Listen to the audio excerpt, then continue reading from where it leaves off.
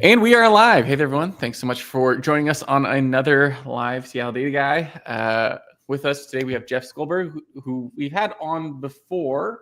Just wanted to bring you back on because it's been about a year. So how's it going, Jeff? Great. I'm happy to be here and happy to do a little catch up about a year later. Yeah, no, it's going to be a lot of fun. I think we're going to chat about kind of consulting, what you've maybe seen in the last year. Again, I think this is your 6th year, correct? That's right. 6 years consulting now. I crossed 6 years in September. So September like 15th or so is my anniversary every year. So it's really nice to be able to just celebrate another year, and it just feels good being able to keep it going. Yeah. I mean, it's impressive. I think I see a lot of people kind of jump into consulting, and it feels like maybe in the first year or two is maybe the decision factor where it's like, okay, do I want to keep doing this? Can I keep doing this? Do I have enough work to keep doing this? So it's always impressive to see someone get past 5 years. So yeah, absolutely. Yeah, awesome. Yeah, and as we talked about last time, a huge part of that success in the first, at least the 4 years, was partnering with another consulting firm. So not having to be responsible for the sales solely. So I was able to have a lot of success there. And that really added to longevity. And it is a good way to go for people who are getting started, to find another consulting firm who's looking for subcontractors, contractors, that type of thing. It's a fantastic way to get exposure into consulting, build your reputation, build your brand, be recognized and known as an independent as you're growing, but still not having to worry about the sales for that part of it. So, yeah. Are you do you feel like you're stepping away now at this point, or where do you think you're kind of going into 2025? Absolutely. So actually going all the way back to May 2023 was my last completely full-time project as a subcontractor. And for all of 23 and 24, I've had about 50% or less of subcontracting. So that's always been there as a steady kind of supplement to my income. But really having to reach into my own client base, or develop my own client base, really, because there wasn't one to reach into at first. And now I am 100% truly independent, with basically zero contracting at this point. So that's been quite a transition we can dive into. So yeah, we'll have to also kind of dive into how you made that switch later on.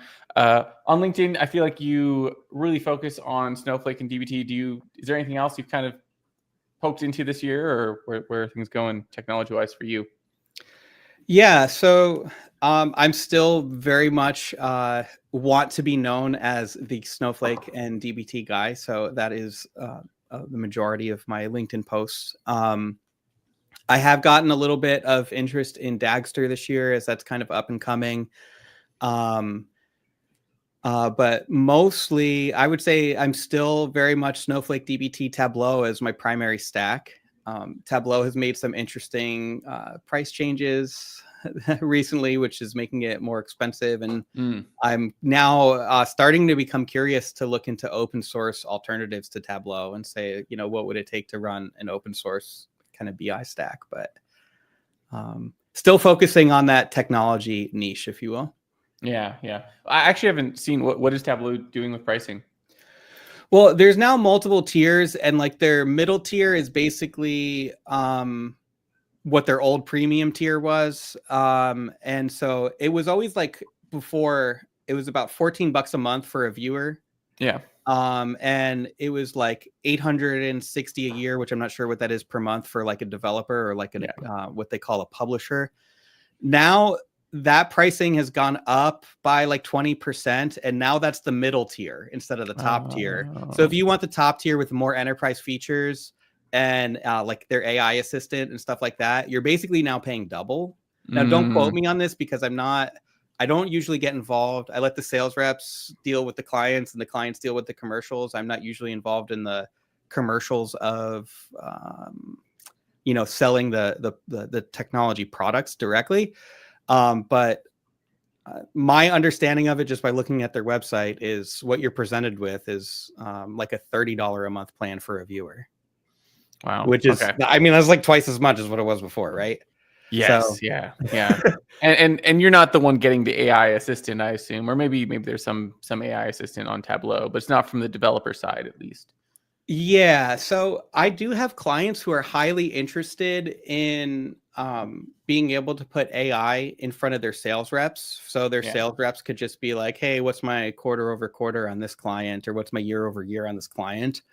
And true self-service analytics at that point, where like self-service analytics has always been the buzzword since 15 years, and it's never really been self-service outside of that analyst capability, right? So um, I would say your average sales rep for a CPG company is not like fantastic at using a computer. Not trying to like do too much stereotyping here, but you just kind of like on average, they're not going to be the ones doing self-service analytics in a traditional Tableau or traditional BI stack.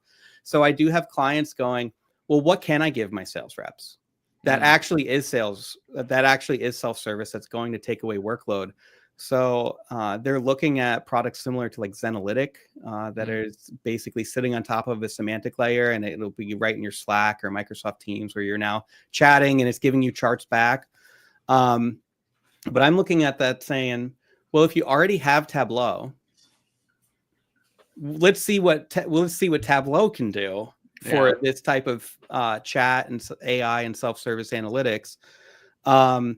But it seems like that's going to be putting you up into that next price tier where then some question marks come. So it's always a balance and a choice, and you do your best to coach the clients through the thing. And ultimately it's their decision which direction they want to go. Yeah. Yeah. I mean, I guess maybe that kind of brings to the next question. As you've been consulting in 2024, do you feel like you've seen kind of any themes when it comes to like problems you're solving? So yeah, there's a few things going on here. So exporting to Excel is still the number one request. I think it always will be. So I completely lean into this, and before the client even asks for it, when I build a Tableau dashboard, I actually have an export to CSV icon in the dashboard. So if they want certain work lists or certain tables, the important tables that I'm predicting that they'll want, it's already there for them. Definitely leaning into that and not fighting it. From a technology standpoint, I'm seeing the DBT adoption continuing to spread, which is great. Now everyone in this industry knows about DBT's growth curve, but a lot of companies out there who haven't done modernization projects yet haven't quite heard of DBT, haven't started using it. So there's still lots of room on this analytics engineering kind of curve. And the other thing, as far as like trends that I'm seeing in 2024, is along with DBT, is that CI/CD is just becoming commonplace. Whereas in like 2023 and prior, like people who were really into DBT and the like in this analytics space were like, yeah, I've heard of CI/CD and like we should really do that, but like we can also do DBT without CI/CD. Now I think it's just so easy nowadays with some of the integrations, and also like ChatGPT is just really great at making your GitHub templates or your Bitbucket templates, whatever you're using. Your CI/CD YAML files is basically what it amounts to. It's like set of instructions that says build a Docker image and do these CI/CD steps. Yeah. That is just so easy to do now that I just see them a lot more commonplace, and customers a lot more excited to get on board with something like that. Okay. Yeah, I'd be curious there. Like, what do you feel like you're saying YAML file? Like, what else are people kind of using to kind of set up maybe some of their CI/CD processes? So, I mean, GitHub Actions, I said YAML. It's not a YAML file, but it looks similar to YAML. So GitHub Actions is going to be the thing if you use Bitbucket. I'm sorry, if you use GitHub, and then in Bitbucket we have like this what is it? Something pipelines dot. I think it's pipelines.yaml for Bitbucket, and GitLab has their own as well, but all of it basically looks the same, but it's usually the version controlling system that's executing these pipelines. So, okay, yeah, no, I think that makes sense. I guess one thing I'm always curious there is when you're building these pipelines, or maybe when you're coming into ones that have been built prior to you, using DBT in particular, for example, it really is just like one part of the process where it can be easy to sometimes now have, I don't know, a different solution like estuary or Fivetran do another part, and they can kind of be isolated. Are people kind of fixing that isolation? Like you referenced Dagster earlier. Obviously, there's a ton of options of orchestrators that try to, I think, remove this isolation. But are you seeing people actually do it? So I am still seeing separation of extract and load versus transformation across the board. I think that consolidation is coming, especially with Snowflake getting into the game of connectors and stuff like that. But so far, I've definitely seen customers still continuing to trust in Fivetran, despite the well-known pricing problems that they have. Or estuary or Airbyte or Portable or any of the others that customers are trusting. And I think what I recommend to my customer, I've had a few customers saying like, we need to test the Fivetran loads. And I say, well, I think that we should just trust the Fivetran loads. And maybe that's me being a little bit too trustful, but like these are connectors which have a tremendous amount of engineering horsepower that went into developing them, like Fivetran, estuary, etc. They have some of the best engineers in the world working on this problem of how do we load data from point A to point B without dropping records. So I feel like they've got that. And then so I focus more on, hey, let's test our transformations. And specific to the CI/CD question, I'm really focusing on eliminating this problem of like a job failed in production. Why wasn't that caught like when the merge request was open? So I've had a few of those this year being like, why did CI pass, but then we ran the job in production and it failed? And really kind of focusing in on there's something that wrong with how we developed our pipeline at that point. So yeah. I think that's kind of an interesting thought. I do imagine there's some value occasionally, maybe testing here and there, just because someone's gonna make a mistake somewhere at some point. And I mean, I guess how would you do that though? So let's say if you're probably familiar with like Salesforce connectors. So let's say you have like an opportunity table and you want to sum the amount of opportunity and make sure that that matches what's actually in Salesforce. Yeah. How would you build an integration that tests that without actually writing something to load that check number to begin with? It's like pretty hard.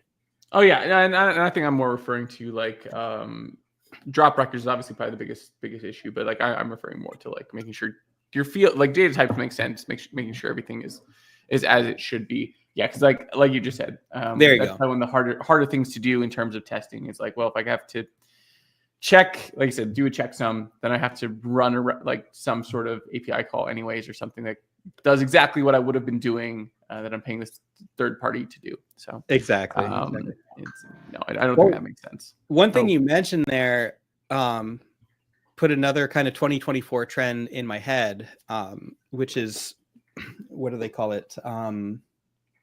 When you're checking the quality of the source data contracts is the word I was struggling for there.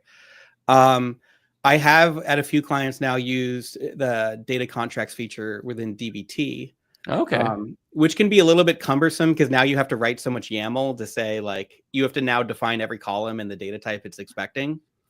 But that has actually saved me 1 or 2 times this year where one of those tests had failed and it's like, oh, let's go upstream and figure out what happened. So I think that's another, definitely a lot of, buzz and fluff around data contracts, but there's some value there and it's easy enough to do within DBT. Definitely not of the mindset that a customer should be going out and buying a data contracts tool though. Use the tools you already have to implement your data contracts. Yeah. I think we're all trying to figure out how to do more with less in the sense that like just not adding 30,000 tools to our workflows, but just trying to do it with like a few and the right amount. So yeah, totally. Just thinking about like earlier this year, I think you started posting a little more content. So like going to like the consulting side. How's that kind of been working for you in terms of like, you know, from a client standpoint? Yeah. So my first kind of exposure into marketing was about mid of last year, is when I've developed my website for the first time, and then started doing some posts about maybe late 2023, starting my DBT tips series, and continuing posting comments or content throughout, let's say, the beginning of 2024-ish. What I found was that I do enjoy posting content and creating content, but I think I actually enjoy, working on the client work more. And I got so swamped with client work in 2024 that I didn't have the time, or didn't make the time or create the time for the content. So I kind of let that dwindle. Yeah.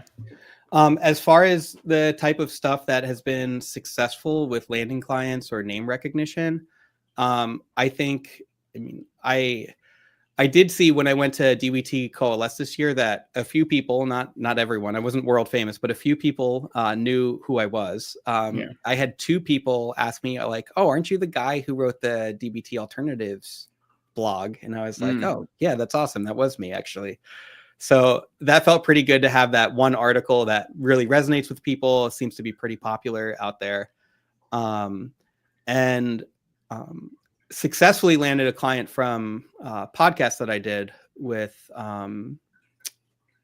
the Data Stack show. Yeah, Brooks. So that was really great exposure to get on a pretty big podcast. I think they have like 5,000 listeners or something like that. So I found that was a really great content avenue. But my overall thoughts on like how much time I spend creating content, I've definitely allowed myself to be like, okay, you don't have to, I'm not trying to grow necessarily a social account. Yeah. That's not the primary objective here. So while I have been overloaded with client work, I'm just focusing on that for now. And then when client work gets a little soft and a little slow, which it will, because all of these contracts are relatively short term, then I'll have time to create more content and focus on that for a little bit. And I enjoy both. So yeah. I think that, like for anyone who's looking to consult or thinking of that, like I think that's kind of important. Like you don't have to put out so much content that it becomes your job. Like you said, you wrote one article, I think, that continues to do really well. It's like, I want to say it's either the first, if not the second, under Reddit, which Reddit usually has some sort of, you get some benefit just reading Reddit. So you're either the first or right under them. Very high alternative articles. Yeah. So, and shout out to Ethan Aaron, who was the one who actually gave me the idea to write that article. He did some SEO analysis on it and found like a hole in the SEO marketplace and was like, this title does really well on search, but there's not good content there. He's like, Jeff, why don't you just go for this one? And I was like, dude, let's do it. So thank you, Ethan, for giving me that recommendation. That's been really good. Yeah, no, I think people would be surprised. I think sometimes people assume like blogging and writing articles, like everything's been written. All this stuff is, I'm not gonna be able to compete. And there's so many gaps when it comes down to it. I think a lot of companies can benefit, like whether you're a vendor or a consultant. There's like huge gaps that you can take advantage of when it comes to content. So it's surprising that there were no DBT alternative articles. I guess in many ways, and this is probably why there's often gaps. Like they had just started arriving, right? Like DBT alternative, it really just started arriving. They're probably mostly focused, like most of these companies who are startups are mostly focused on like founder-led growth, where they're selling via the founder. They're early on. They're doing some articles. I think vendors do not the greatest job of figuring out what content does well.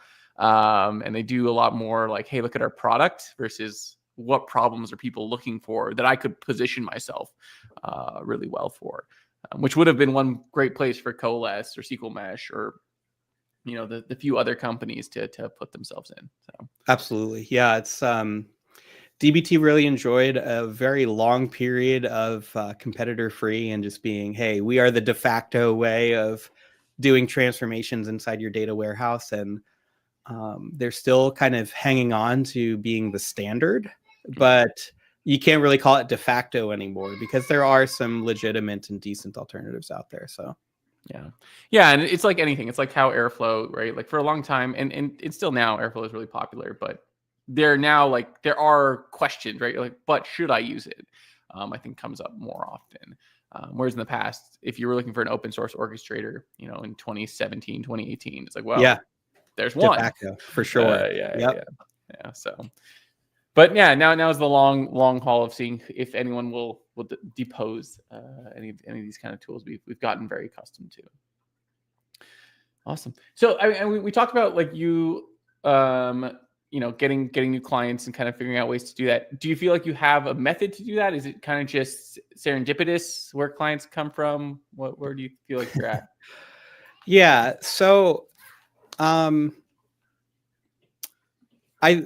have a few comments here on this one. So in 2024, I really had this idea that I wanted to focus on this like 12-week jumpstart program. I think I got a little bit of that idea from you, Ben, just listening to some of your content and going through Technical Freelancer Academy, where you had mentioned a few times that you were doing like these 12-week programs. I was like, this is awesome. I kind of want to go for this. Then you could do like a fixed price thing over 12 weeks. But so I didn't have a ton of success selling these 12-week jump start programs, and that ended up being kind of okay for me. So what I've really kind of shifted in focusing here is extending the longevity of existing clients where appropriate. Because I do believe that the number one job of a consultant is to work themselves out of a job. So you're not trying to embed yourself in their organization permanently. That's not ethical, and that's not what we're here for. But they're extending your longevity where appropriate. Like, hey, we just stood up DBT and Snowflake, but you still have, we did a proof of concept on maybe like one cube or something like that and brought that into Snowflake, but you still have 5,000 assets sitting over in Microsoft SQL Server. Now that our proof of concept is done, let's start working on a large migration project as an example of kind of extending longevity. So that's been one thing that I've been focusing on is how do I work with my existing clients on proving the value of staying on for longer. And in a lot of cases, there is a lot of value in staying on for longer. So that's kind of like point one under that question. Let's see here. The other thing that I had noted down for this question, sorry, I did have to refer to my notes because I didn't remember it off the top of my head, was that there's two kind of niches that I'm leaning into this year. One is this idea of local brands. So I'm based in Vermont. I am Green Mountain Data Solutions from the Green Mountains. Yeah. And I have two amazing, awesome Vermont brands in my clientele portfolio this year. Yeah. And I think that's really awesome. I still need to add those logos to my website, which I'm going to do shortly here. But I see an opportunity to really lean into being like really the Vermont data guy. Yeah. There's other brands that I haven't worked with yet. Like I haven't worked with Ben & Jerry's. I haven't worked with dealer.com. Like these are other like big Vermont companies that perhaps might want my help. So that's kind of one idea I have toying around in my head for the second half of 2025. I'm actually booked already entirely for the first half of 2025. Dude, that's awesome. Which is very cool.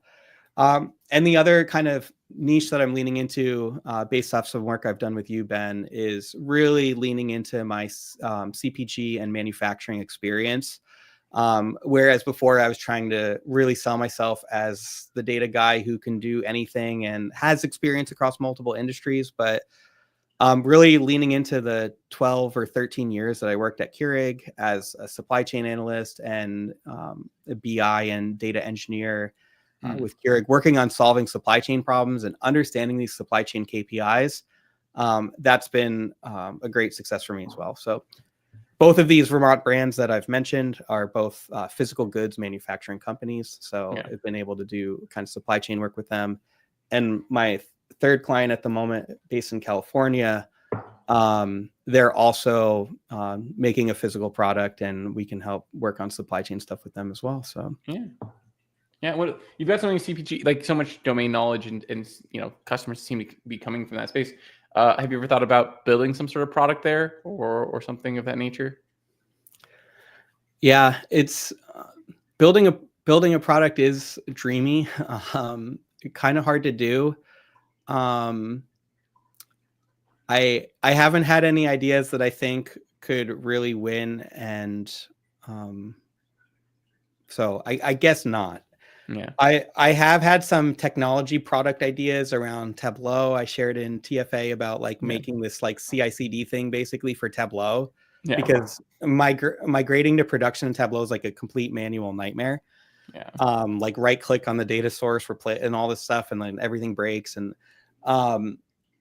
but I think the barrier to entry, not being a real software engineer, the barrier to entry in a technology product is so huge, because it's yeah, like I need a real developer to come in and make something for me. So just so much risk there. So yeah. the answer is no. I haven't really spent too much thought on that. Yeah, no, it's good. It's one of those things where it's like it's there. I think CPGs probably have a few. I'm sure products that exist, especially like the baseline metrics. But always curious when people kind of see the same problems over and over again. If they're like, oh, I could take these metrics and just like if you're doing the exact same dashboards over and over again. I don't know Yes. if you are, but yeah, Productizing a set of dashboards yeah, is absolutely something that I could and probably should do. yeah, So like you have certain metrics that always come up. So on time and in full. yeah, So what percent of shipments arrived to the customer on time and were in full, meaning they got everything that they asked for. So those are two separate metrics, and then you multiply them together to get your like top parent metric okay, called on time in full. Almost every CPG or manufacturing company needs something like that. The ideas around MRP and inventory management, in stock percentage or available to order is another one. So yeah, out of all of the things that we sell on our website, what percent of them are available to order today or show in stock today? That's like a very basic metric that you can come up. You can already imagine a simple data pipeline that gives that answer, right? But do people not have it? A lot of people don't. So these are the types of metrics that I'm very often working on. So I think based on this, I might think about, hey, what does productizing that look like? What does a standard set of dashboards that I could put on Tableau Public look like? And then you have like, hey, here's your Tableau Public supply chain portfolio, on time in full, available to order, etc. That actually would be pretty cool. So I'm glad that you asked that. Yeah. No, I've been poking around, like when I did this in the healthcare space, which healthcare, especially healthcare claims. So I'm kind of doing this with the video series that I've been putting out more recently, where I've just been going over healthcare data. Which what is nice about claims data on the healthcare side is it's standardized-esque, right? Like it's like you have to report it to CMS, and because you have to report to CMS, like there's some need for you to put the same data in it. It can be in different shapes. So for example, I'm actually pulling in a 2008 synthetic data set that CMS put out through 2010, and then another one that I think they put out in like 2013 to 2025. And so they're both like real-esque data sets, but they're both shaped differently. So I think that's actually great. So I'm like, oh yeah, this is what it's like in real life. If you go to 5 different companies, they'll have the same data. It'll just be in different shapes that you have to deal with. And that's the hard part really, is like just making it the same. And then from there, you can build like your standardized KPIs or your metrics. And then you have the dashboards on the other side that you can actually make it. Absolutely. So yeah, I talked to a consultant earlier this year who had great success productizing a set of dashboards around marketing analytics, because those data sets are always the same because they're very standardized. Like oftentimes customers are using Fivetran for Facebook ads, Google ads, LinkedIn ads, and they all come in a pretty standardized format with similar column names across the different platforms. Yeah. And then you can aggregate and build kind of a data product around that. And I did talk to a consultant earlier this year who was basically selling just that, a flat fee, like marketing analytics suite, which was also a very cool idea. Yeah. It's one of those things. It definitely takes time. And like you said, it may or may not require an engineer depending on how you build it. You could build it in Tableau. You could try building more of a product where they log in, and maybe you have some other stuff on top of that. When I did the healthcare side, we did like fraud detection and a few other things that we also added in besides some dashboards. So, but it's definitely one of those things that I'm thinking about too. I just put out an article talking about like portfolio careers, and consulting I think is a great like short-term bet where it's like you get money every great, yeah. I get paid, but there's no long-term equity that really gets built. That's right. You don't make money while you sleep, unless you're growing your business to have employees or contractors working for you. And yeah, you don't leverage other people's time unless you're doing that thing. Yeah. Whereas having a product, you're basically doing both. Yeah. So and that's the goal, right? Just to make money while you sleep. That's the goal. We'll see where it goes, but no, it's good.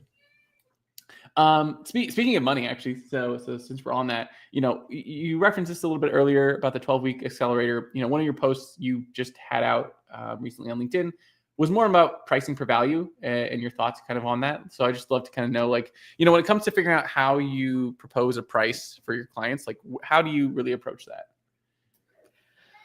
Sure. So just want to check in with you. Is any background noise coming through my mic, or is it good? I think your kid's in the background, but it's all good.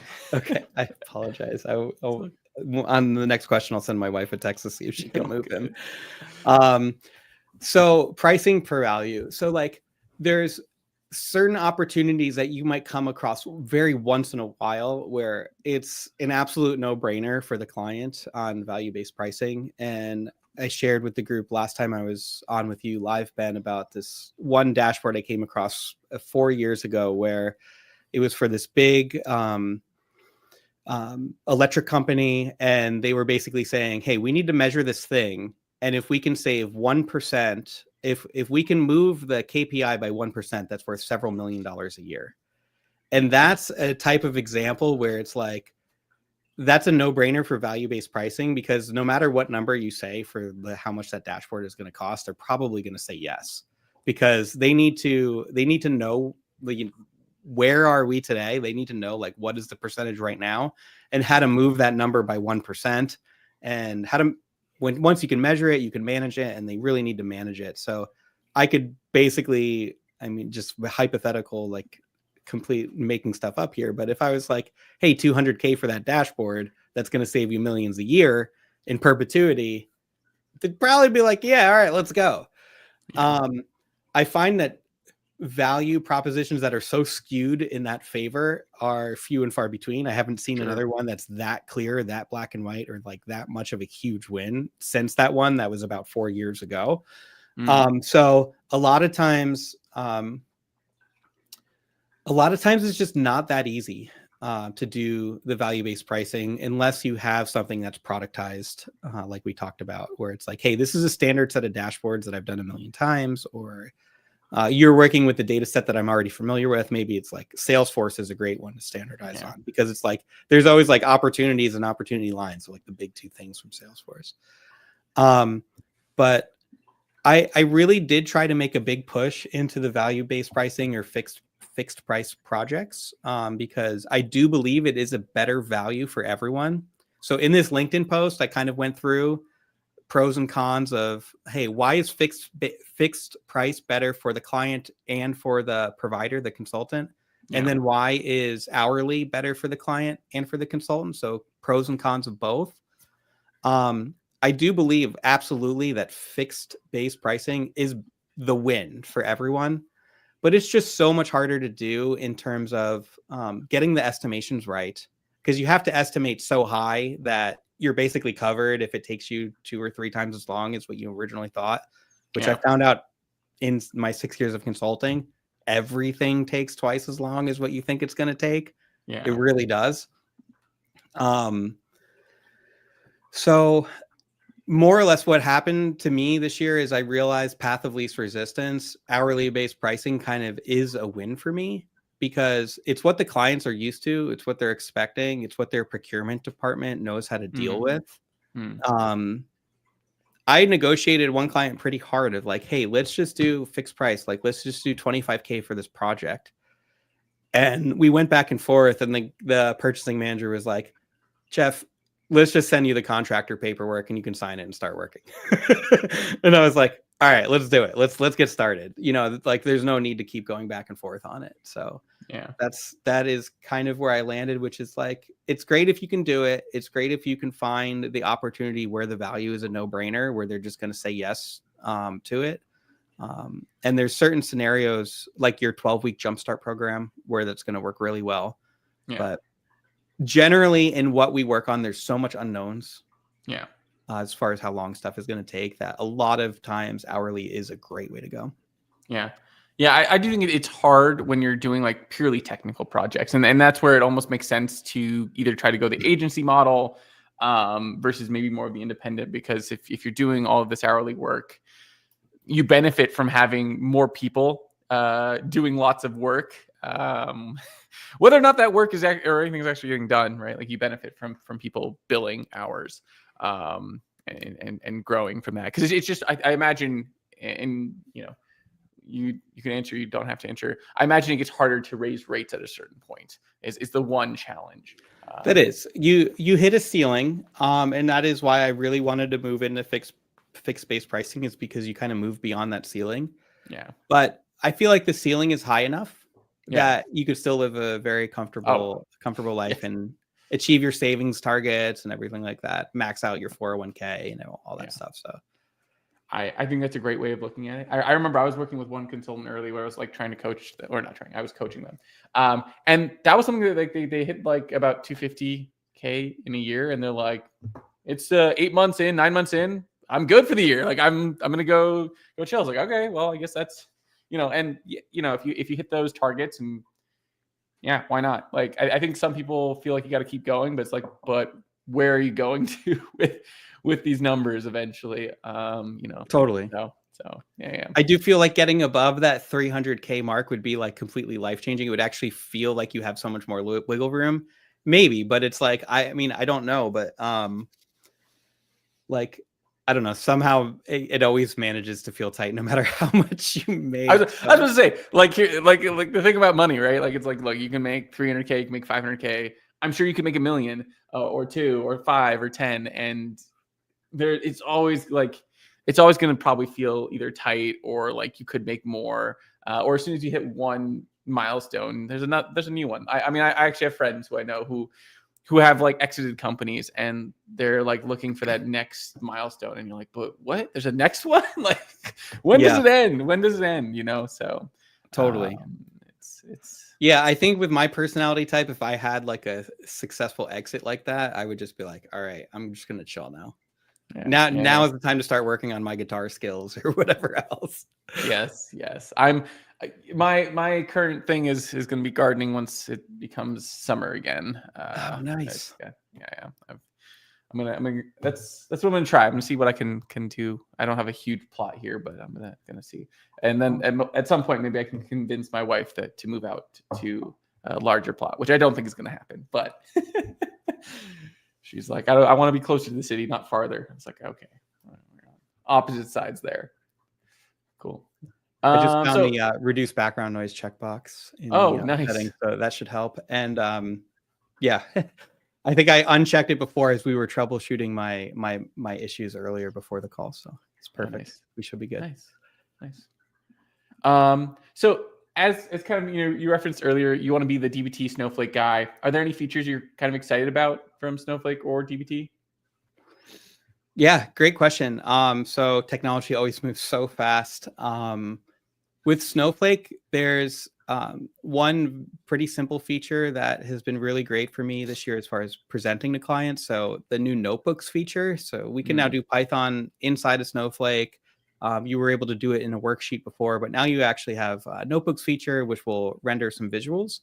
So earlier this year, I was working on a project. It was named entity recognition project. So it's basically using good old-fashioned 10-year-old machine learning model called Spacey to flag named entities within articles. So we want to know businesses and people. So out of this entire portfolio of articles, how many times was like Walmart or Amazon mentioned, or how many times was like Jeff Bezos or Elon Musk mentioned, etc. Right. And so even during the proof of concept phase of this project where we're not in production yet, I'm able to show them in Snowflake in a notebook and present the work that I've done so far and say, here's your top named entities, here's a little bar chart. So I thought that was just a really cool feature to be able to show non-technical stakeholders some of the work that you've been working on very quickly and how you're kind of marching towards their goal. Man, Snowflake has put out so much this year. I won't talk in depth about a lot of the features, but I will just rattle off some features I'm excited about. So their data pipelines are connectors. So their ability to connect to other like relational databases, as long as you have some way to manage the networking to give Snowflake access, because let's face it, most relational databases are behind a VPN or a firewall. Yeah. So there's going to be some challenge there. Their not pricing dashboards, but their like your spend analytics is a lot more clear now. That was released maybe 9 months ago, it feels like, but relatively recently, much better look at your spend. And they're doing a lot more with Snowpark and data pipelines and their integration into GitHub. So you can now create an external integration into GitHub.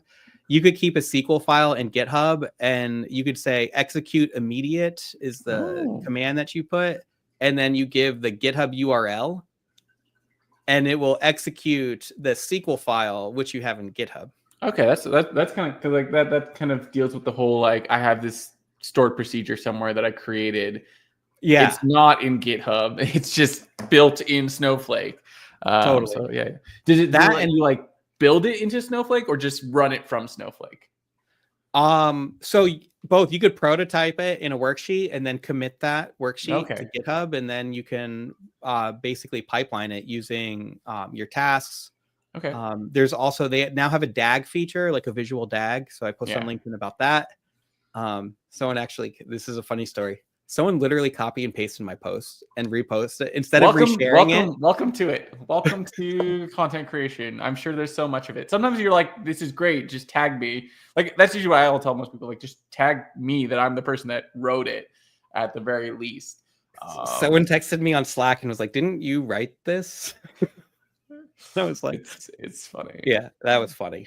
But that's a great feature as well. The new visual DAG, I can see a lot of use cases coming for that in Snowflake. So it seems like Snowflake is trying to reach into the extract load market as well as the transformation market, just to say, hey, we are a complete product. I think maybe Databricks is seen as being a little bit more of a complete like pipelining tool than Snowflake. So Snowflake is always trying to compete with Databricks to up their game. Yes. Yeah. It's funny you say that because for a long time they were very not different, but they just didn't butt heads as much. But like, somehow it feels like Databricks has gotten some interesting upper hand, or at least in the market share mental battle.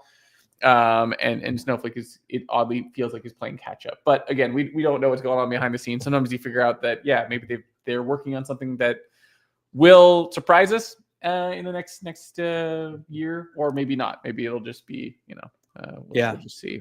But on the DBT side, some great features this year. They've revamped how DBT snapshots work. So for those who don't know, DBT snapshots are like basically DBT slowly changing dimensions. So if you want to create a type 2 slowly changing dimension out of the box without doing really much code at all, there's a feature called DBT snapshots that creates that. They've revamped this year how DBT Core, the open source version, as well as cloud, handles this to make it much simpler and much more streamlined. And I did participate in the GitHub discussions on that when DBT announced, like, hey, they called it Snapshots as a First-Class Citizen was the name of the GitHub thread, and they encouraged the community to throw out ideas. I threw out my ideas of what I found annoying about snapshots, and that was solved through the part of this revamp project. So that was kind of rewarding to be able to work with the community and the team at DBT Labs on. So I'm not saying by any means I played a big role in it, but it was still fun to be part of a GitHub discussion and that feature gets checked off the list. It's like, that's just cool, you know? Yeah, no, I mean, like, I think it's always cool being part of something bigger. So I think that's an awesome experience. Totally. In terms of alternatives, do you see any alternatives to DBT or that you like? Because obviously you are the person that wrote the article. Yeah. So I think that from what I've seen, I see SQL Mesh gaining a ton of momentum. I haven't given it enough time to have really fully formed an opinion on it. I have spent a lot more time with SDF, which is the newest maybe DBT alternative. So SDF has an interesting value proposition, which is that they can almost mimic the Snowflake compute engine locally. So they're using a database backend called Apache Data Fusion. You can think of it like DuckDB because it's very similar kind of technologies. It's like in-process kind of database that's running, but it's Apache instead of DuckDB. And they have their engineers at SDF have come up with a way to mimic Snowflake SQL. So now you can compile and execute Snowflake SQL locally. So you could do your whole development lifecycle without ever turning on a Snowflake warehouse, which is a very cool value proposition. So I've spent a little bit of time, not significant, but a little bit of time diving in to make sure I know how this works, because I think partnering with them would be an exciting opportunity, partnering on client projects. Yeah, no, I think that makes a lot of sense because I know there's them, there's SQL Mesh, there's who else is there? I mean, besides Coalesce is more of a drag and drop, so I'm trying to think about like more of the not open source but SQL-ish based. I would say SQL Mesh and SDF are the two very top of like SQL based, like very similar to DBT, and Coalesce would be like the number one visual editing experience competitor, where you could still write freehand SQL, of course, in Coalesce, but that's just Snowflake specific though, so it's not really a true transformation tool alternative. It's like a Snowflake tool. Are they not going for Databricks? Did I not see them going for Databricks, or was I? Maybe I was. Well, when I looked into it, for sure, they were like, "Hey, we are a Snowflake transformation tool." I mean, it seems like low-hanging fruit for them to become multi-platform. Okay, private preview is coming soon. Okay. So good, good for them. And that handles a lot more of the vendor lock-in concern.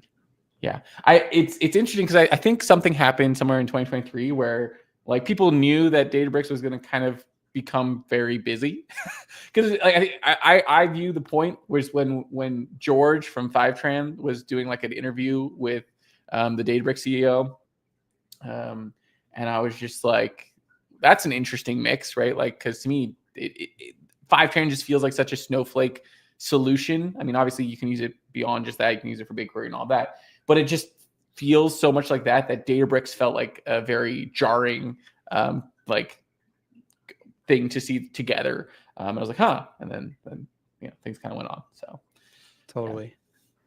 Yeah. Cool. Good. So one of the things I was going to mention on the alternative side. So, a Snowflake alternative that I'm suddenly interested in is MotherDuck. Okay.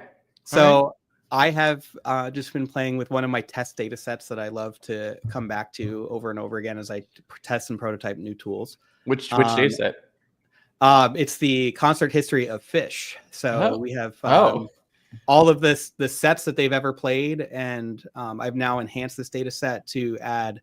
So on fish.net, if you're a fan, you can log which shows you've been to, and then that becomes public information that you can get over the API. So now I can not only say every song they've ever played on every date, but every fan that heard that song, at least every fan that volunteered their information to say that they've heard that song. So now it becomes like a pretty big data set. So instead of being like 4,000 shows times about 20 songs per show, which is not that big, and then when you multiply that times 100,000 fans who have volunteered their data set, it becomes like a pretty big data set. Okay.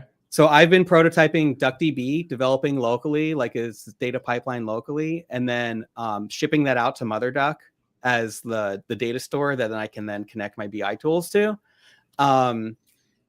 The performance of DuckDB locally is just absolutely insane. Like when you run a query on this data set, which is like 800 million rows after I multiply all that out, and it just like comes like this, you're just like, it almost seems like magic. And then being able to store that, basically all the compute for free on my laptop, being able to store that in MotherDuck is like a really exciting combination. So I'm very interested to do like a real project in MotherDuck at some point. They're lagging behind in terms of like permission management and cost observability, and like there's like, if you think of the left-hand tab in Snowflake and all of those tabs that you can do, they basically only have the worksheets tab, and like all the other stuff that you can do in Snowflake isn't quite there in MotherDuck yet. But I think for a low-cost analytics database, it's very exciting kind of alternative. Yeah. I mean, like I think that's right. Like how most things are built, right? You want to focus on one thing you can do that separates you, and then eventually you can add all the enterprise features that people want. Because otherwise, you're never going to win if you try to do everything. Yeah, absolutely. Cool. So in 2025, any thoughts, any goals that you have for yourself? Yeah. So I think one of my goals is like kind of slowing down and enjoying life a little bit more. So I'm going to be taking a little bit of time off. I'm going to be trying to work on relationships and family and building those things. So have been pushing very hard for the last few years, and have come to this realization that maybe I don't need to push so hard. So I think I'm just going to kind of like work on myself a little bit in 2025. Yeah. The other thing that comes to mind from a business standpoint is I do want to grow Green Mountain Data Solutions into like a multiplayer thing. So the next client opportunity I have that is a fresh client, I'm immediately going to propose it as it's not just me doing the work, that it'll be me as the lead architect and the lead client interface, but really have someone else behind the scenes doing the work. Because as I built out like 100 staging models this year in DBT, which is just like boilerplate SQL, I'm like, why is it me doing this right now? So I do want to be able to grow my business into like having that resource who I trust that can do the basic DBT models, but I can still be and very much involved in the problem solving and the architecture and the client management. So yeah, no, I love that. I love the first part where you said, working on relationships. Sometimes, you stop pushing and things actually become more clear, I think is often what happens. Yeah. When we're trying to push so hard to make things work, you sometimes need to pause, and somehow you just miss the obvious.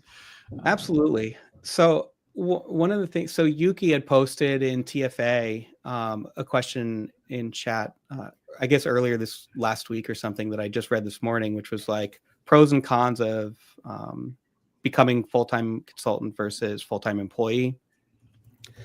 And one of my thoughts there is my lived experience there is it ended up being the opposite of what I expected. The reason I became a full-time consultant was to have more free time, like, because you make more money. So it's like, that means you could take more time off. But what unfortunately happened to me is that I viewed time off as an opportunity cost. So order of magnitude, it's like, oh, if I don't work today, it's going to be $1,000 I lose out on. It's like, so I could either like go snowboarding, or I can like sit at my computer and make $1,000. So it's like, I have repeatedly chosen to just like sit in front of my computer, right? So eventually you have to like kind of wake up and say, you can't really just look at life that way, as like not working is an opportunity cost, and just kind of slow down and enjoy a little bit. So yeah, no, I definitely know that feeling. It's hard when you own your own business, right? Like, because you don't have PTO. You don't have a PTO. You don't have PTO calendar. Like you said, every hour you work is hours that you get paid, especially if you're a consultant. Yeah. And so it is one of those things that, like I said, like sometimes you have to just have a number that you're like, you know what, this is enough, right? Like maybe I need to rethink how, like, I don't need to hit this massive goal that I'm trying to hit that seems to elude me, and instead be like, I am, fine But it's hard. It's definitely, again, for anyone who's out there thinking about starting your own business, it's one of those things that you'll fight. Sometimes you'll stare at your computer doing nothing just because you're like, but somehow if I stare at this thing long enough, more money is made. And it's like there's always this attitude of like, I want to push hard while the work is here, because it's like, oh, I'm happen to pile up 3 clients at once now, I have to push really hard. But it's like sometimes that can continue for like a really long time. And with the PTO thing, so when I was at Keurig, they had an extremely generous PTO policy. It was like starting out, they gave 3.5 weeks a year. Wow. And then after 3 years, it was 4.5 weeks. Wow. And then after 5 years, it was 5.5 weeks. And after 10 years, it was 6.5 weeks. Wow.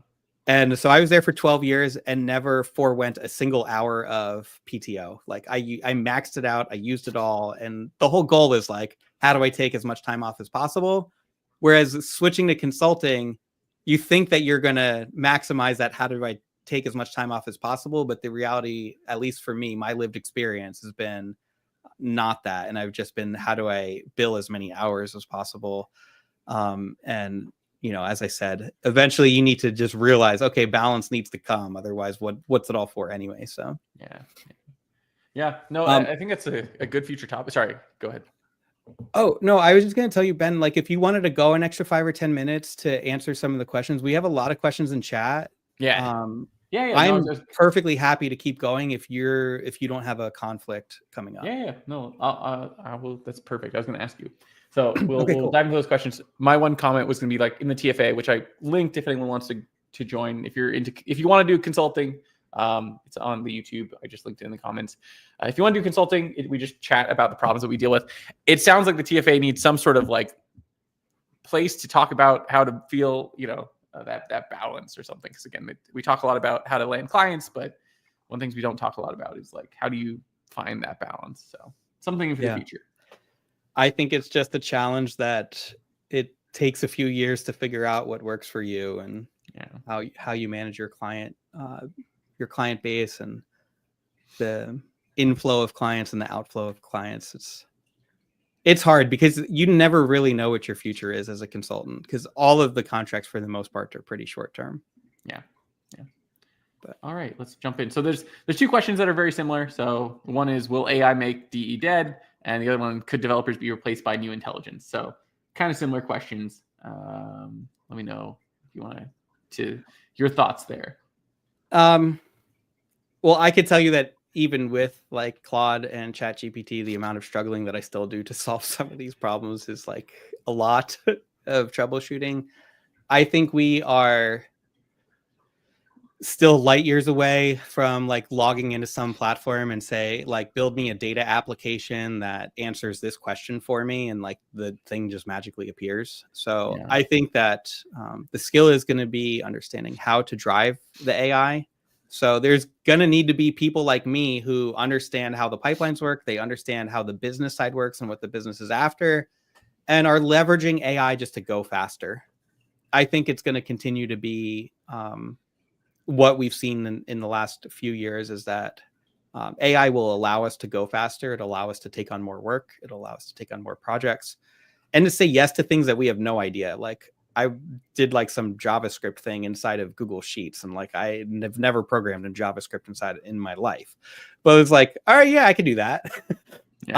But I don't think that like the business manager who was asking for that thing in Google Sheets could have done that. So you kind of still need to know what you're doing to use AI correctly. So I was trying to use it for some issue that I was struggling with Docker yesterday. I was like, this was working yesterday. Why is this not working today? And I still ended up having to solve it. I'm like, okay, well, you didn't really help. I'll go solve it. I was hoping you'd be fast. Thanks, ChatGPT. Thanks again. It's funny. And I have Copilot turned on, and I need to turn it off when I'm using SQL, because when you're using SQL, it's like you already know in your head why you came to the SQL console to like solve a particular problem. And Copilot is just so happy to like autocomplete 45 lines of just like random SQL, and you're just like, no, stop. And I keep hitting escape and like stop autocompleting. I just had to turn the whole thing off for SQL files. So I think it still needs like an intelligence guiding it.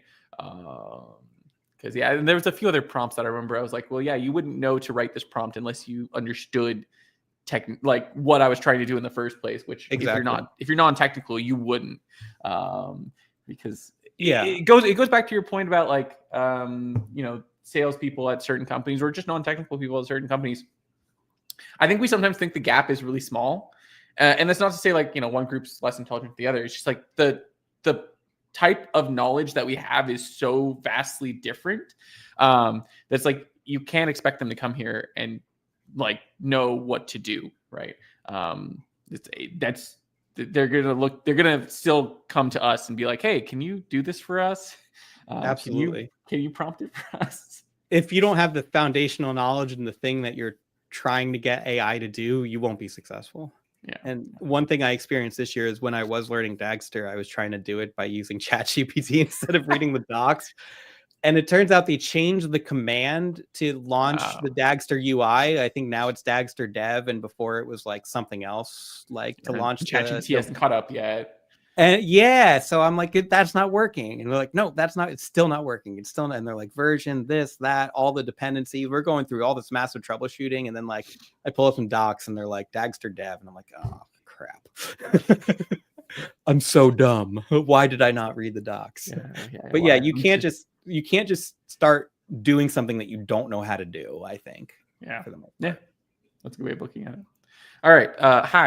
New question. Hi, how to get projects as a consultant? Are these like contract jobs, full-time versus consultant? Please explain. Yeah.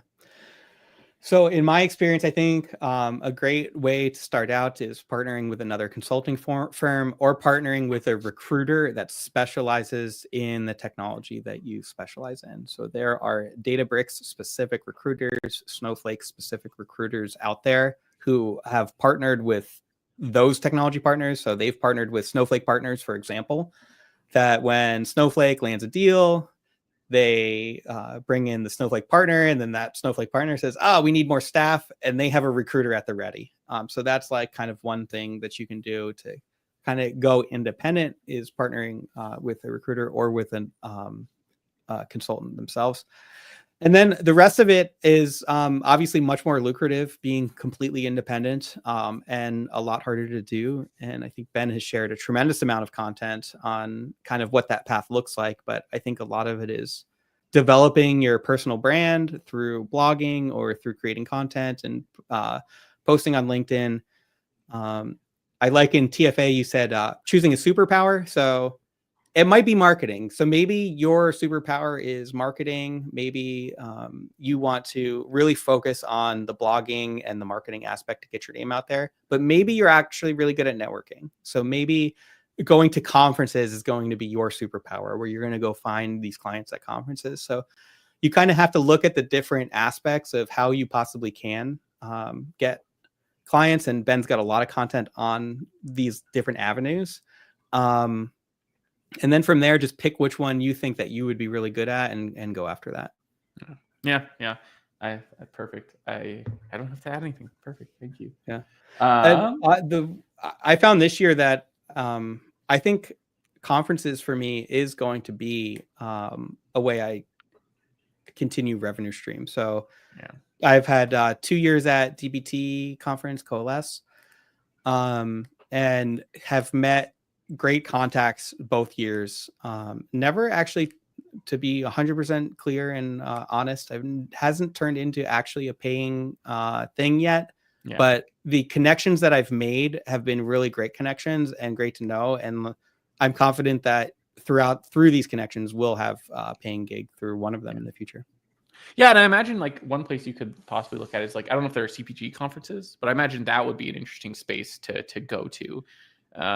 I'm always curious, like if it works well going to a conference where there are a lot of people like you, which would be like DBT, or I in my brain it makes more sense to go also, if not more, to conferences where there are people who have the problems but not the skills. So that would be like whatever. I don't know what a CPG conference is, but I'm sure there are CPG specific conferences. There are, absolutely, or supply chain specific conferences and clubs and meetups and all of that. This is more just a comment, so appreciate the insights and value-based pricing. I've struggled with when and how to leverage hourly versus value based.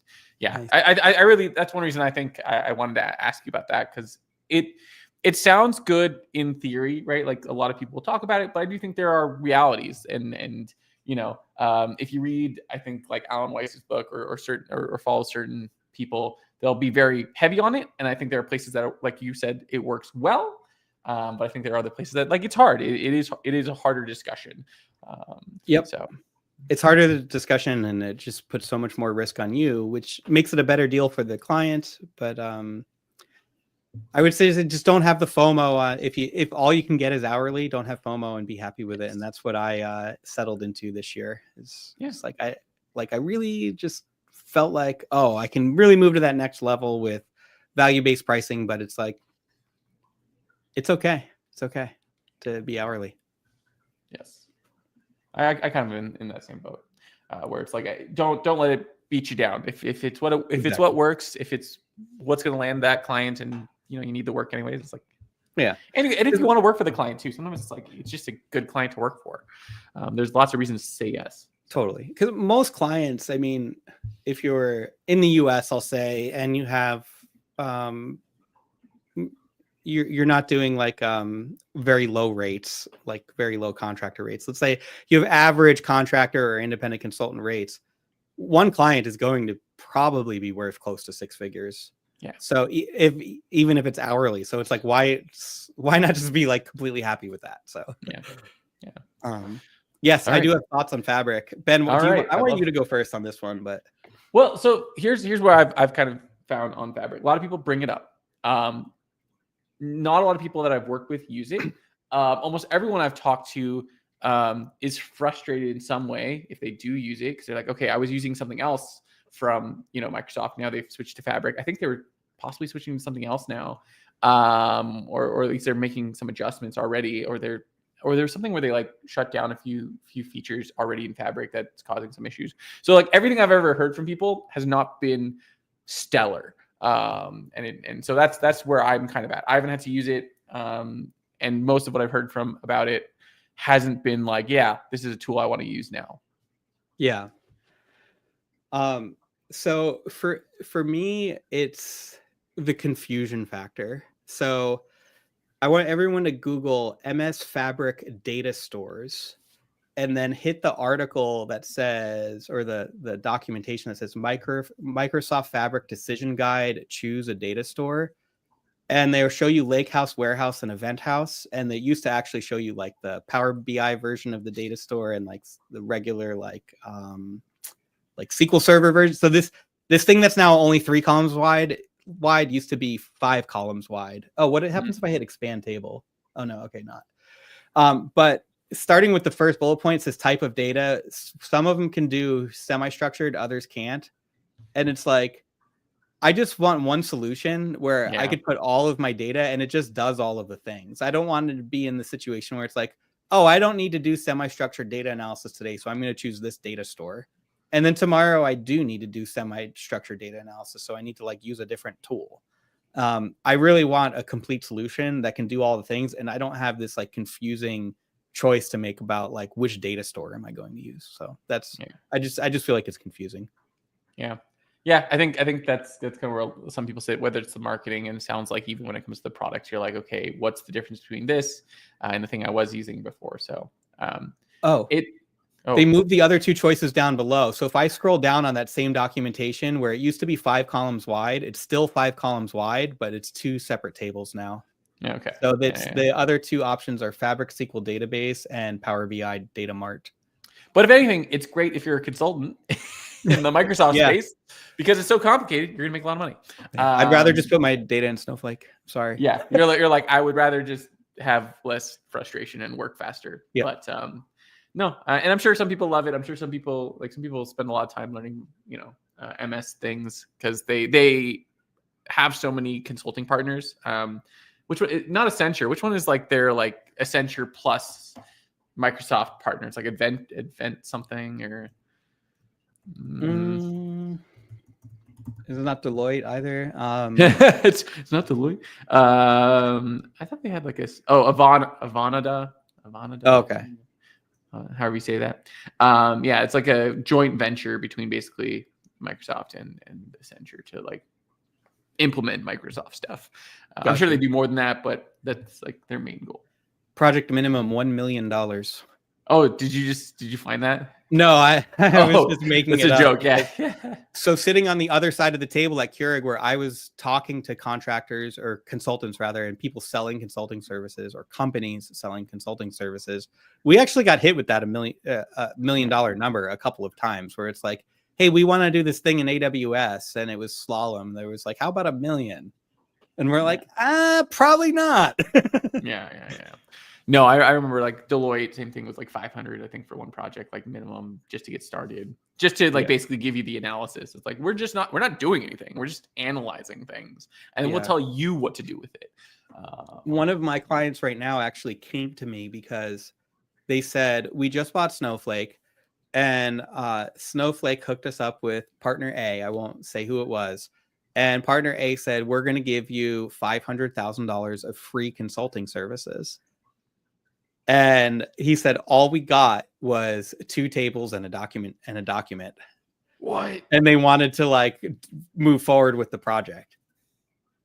And so they did a pretend 500,000. Like, I'm not saying that this company really believes that that's 500,000 for free consulting services, but that's like a sales tactic that is like so cheesy that is making them reach out to independent consultants saying like, I know you as an independent would never do that to me. Yeah. So it's interesting out there. Yeah. No, it's one reason that I started putting together, I think, some more stuff around consulting and trying to help people with that. Cause I'm like, there's this huge arbitrage where consulting companies have become so ridiculously bloated and expensive that honestly, sometimes people just want something quick, or not necessarily quick, but like done well, not done with all this bureaucracy, and not $1 million to do something that probably costs $250. But because they have so much overhead, they are going to charge you 500 or $1 million. And you're still going to make, like you said earlier, you're going to make far more than you would probably if you were the contractor or employee doing the work. So totally. How much time do you have? Because there's still a few more questions, but we could probably go on forever. Yeah, we'll keep going. I mean, we'll like 10 more minutes is good. Yeah. Okay. What's this one? I think just finding difficult to gather the courage to start and probably take the first contract. Did you ever struggle with this when you got started? So probably around consulting. Yeah. So I certainly did. I knew that I wanted to be a consultant for like 8 years, maybe, before I actually ended up quitting. And I spent those 8 years growing my skills. I got really interested in data and SQL and pipelines and becoming really advanced with the analytics side of things. And it was like, this could be a thing. Like, I know that companies will pay money for this, but there was a lot of fear factor getting started. So I had shared previously that what I did was I had a pretty good handshake deal with another consulting company that said, yeah, we got your first at least 6 months covered. Yeah. Like, we have a project we could put you on. We got you for 6 months, and then it ended up being like a year actually on that first project. Yeah. So that's kind of how I bridged the gap.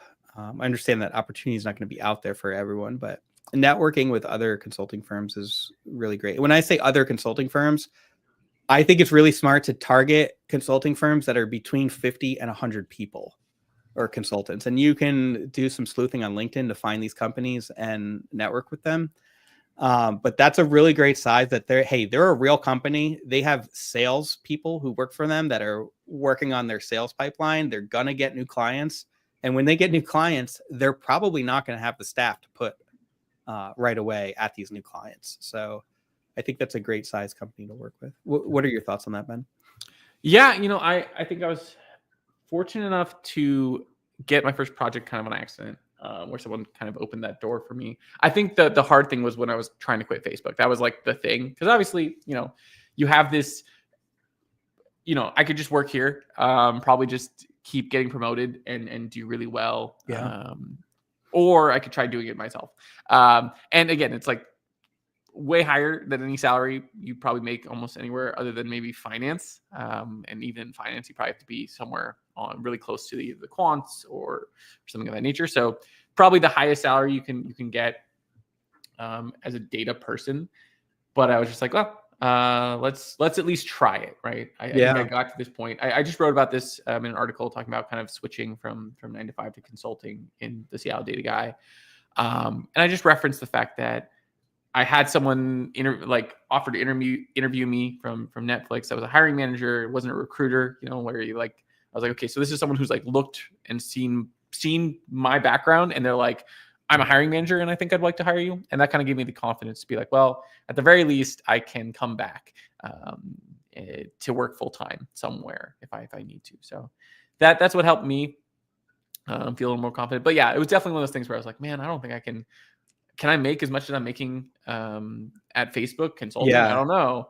You were walking away from a comfortable salary with a lot of good benefits and stuff that I was walking away from feeling underpaid. So for me, it was an easier probably decision factor, I think. Yeah. So no, it was fun though. And it's been fun. I'm excited to kind of see where things continue to go. Absolutely. Cool. Here's another question. Do you recommend to focus on 2 or 3 industries? I am starting on this and I just have my first 3 clients, which that's beyond me starting. That's exciting. 3 clients, but all of them are from different industries and it's been crazy to learn. Yeah. I recommend focusing on one and really growing your expertise in one industry and writing content around that industry and the problems that industry faces and really becoming known as an expert in that industry. But it is really good to be adaptable and being able to take clients in any industry. So direct answer to the question is yes, I do recommend focusing.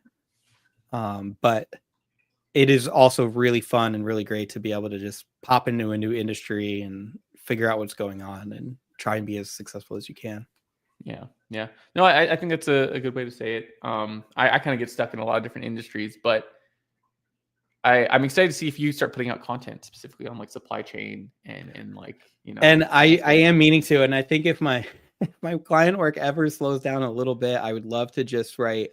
I have this dream of doing a masterclass on forecast accuracy because forecast accuracy in supply chain is it's a solved problem, but a lot of or measuring the forecast accuracy is a solved problem, not actually doing the forecast. That's not solved. But there's like a really tight way of doing this. And it's I don't find a lot of people stumble into it by accident. So a lot of times I come to places that are trying to measure their forecast accuracy by like in not a very robust way. So I would love to be able to create content around that if I had the time, but creating the data sets is very time consuming and writing the articles or doing the master classes also, but that will come if I ever can come up for air here. Yeah. I mean, like I'd probably recommend you trying to see the demand for it. Cause I think that's, see like, hey, is there a demand for this? If I post on LinkedIn or if I write something that I'm thinking of doing a masterclass or I want to do a masterclass sometime in 2025. And if a lot of people are like, yeah, I mean, that should hopefully give you the confidence to be like, let me take 3 months or 1 month or something or whatever. In creating the masterclass. Yeah, totally. Masterclass and put that together. But that's obviously it's easier said than done. It's just my 2 cents. For sure. Let's see. I think that's most of the questions. The only other one that I see, unless you see one that I'm not seeing, it was like thoughts on One Lake. Gonna hold all the data. Have either you played with Direct Lake? Not these 2 specific technologies. I think Iceberg is certainly coming. The Iceman cometh. What's that? The Iceman cometh. Yeah, the Iceman cometh.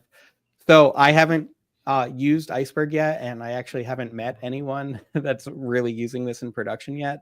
The use cases certainly clickstream data, event data, big data produced by apps and by websites, or telemetry from IoT devices and stuff like that. I see as like really the very specific use case for these big lake kind of technologies. The data that I work with, by and large, is you could call it smaller data or like medium small data, where there's like no problem of it like a regular traditional table being the solution. So I haven't had a lot of exposure, but I think for 2025, as I always just say, like, what am I going to experiment with this year? I think I have to get Iceberg exposure, and I have to get Iceberg skill set under my belt, because I do see that this is coming.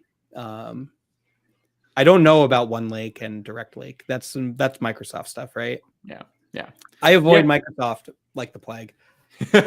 Yeah, it's a great place if you want like infinite consulting work. It's also a great place to just frustrate yourself. But yeah, I think Iceberg is definitely the thing. I mean, S3 just or AWS just announced their kind of play on that. So it's interesting to see the sudden like the standardization, because it's been kind of for a long time. It's been here's a gajillion options. So we'll kind of see how this all plays out here.